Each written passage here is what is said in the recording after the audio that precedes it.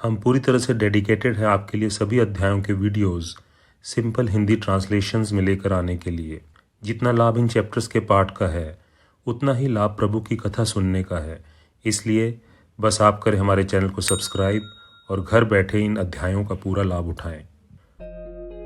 सर्ग या चैप्टर 41 का पाठ हमारे जीवन में इच्छाओं की पूर्ति के लिए किया जाता है।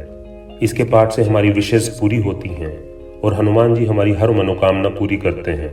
इस सर्ग में हनुमान जी द्वारा अशोक वाटिका के विध्वंस के बारे में व्याख्या है।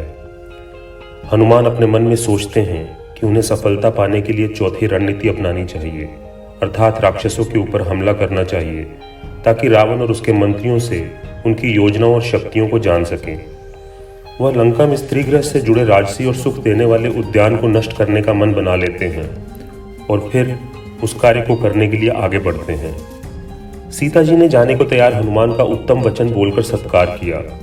फिर वहां से कुछ दूर जाकर वानर वीर हनुमान ने मन ही मन सोचा, मैंने इन काजल जैसी काली आंखों वाली माता सीता के दर्शन तो कर लिए हैं, अब मेरे द्वारा किए जाने वाला कुछ ही कार्य शेष रह गया है।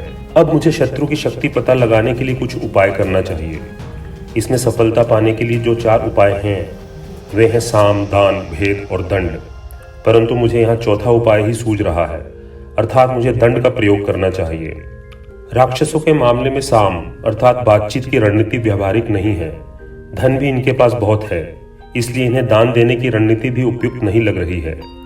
ये लोग अपने बल पर भी बहुत गर्व करते हैं, इसलिए भेद जानने की रणनीति भी यहाँ काम नहीं करने वाली। केवल अपना पराक्रम दिखाकर इन राक्षसों पर विजय पाना ही मुझे यहाँ अनुकूल लग रहा है।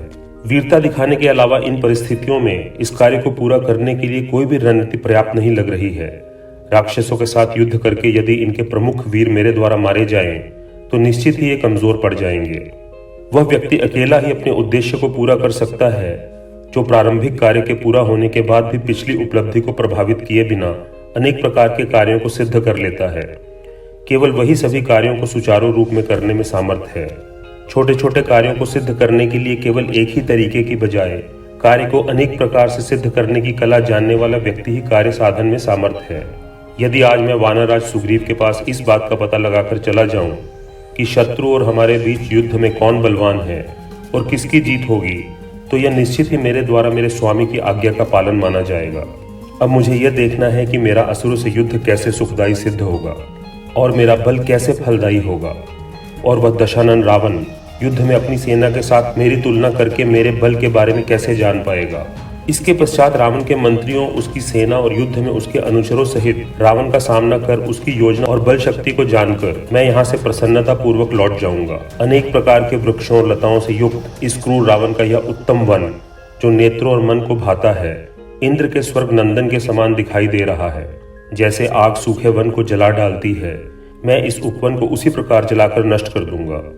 जब यह उपवन नष्ट हो जाएगा तब रावण क्रोधित होगा और घोड़ों, विशाल रथों और हाथियों से युक्त एक बहुत बड़ी सेना के लिए आदेश देगा और त्रिशूल, भाले जैसे कई प्रकार के अस्त्र शस्त्र लेकर आएगा और फिर निश्चित ही यहाँ एक महान संग्राम होगा।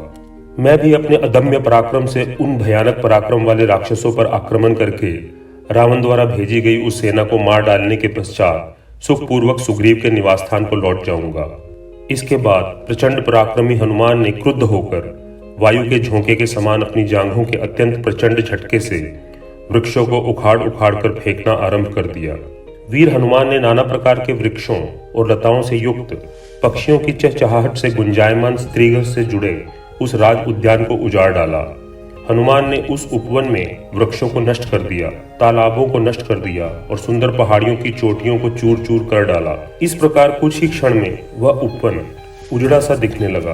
वृक्षों और लताओं के सूखे जाने से, नाना प्रकार के पक्षियों के शोर से, नष्ट हो चुके तालाबों से तांबे के रंग के समान वृक्षों की कोपलें मुरझा गई। ऐसा प्रतीत हो रहा था मानो वह वन आग के लगने से नष्ट हो गया हो।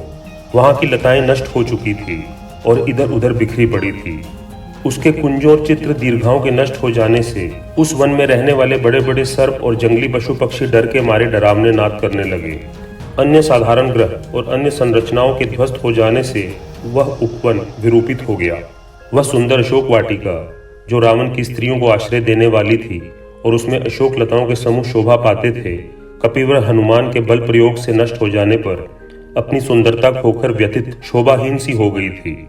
इस प्रकार लंकापति महामना रावण के मन में बड़ा कष्ट और अप्रसन्नता उत्पन्न करके हनुमान ने कई शक्तिशाली राक्षसों के साथ अकेले युद्ध करने का निर्णय किया और उस वाटिका के द्वार पर आ गए। उस समय वीर हनुमान अपने प्रबल तेज और वैभव के साथ शोभायमान हो रहे थे। इस प्रकार वाल्मीकि रामायण के सुंदरकांड का 41वां अध्याय समाप्त होता है।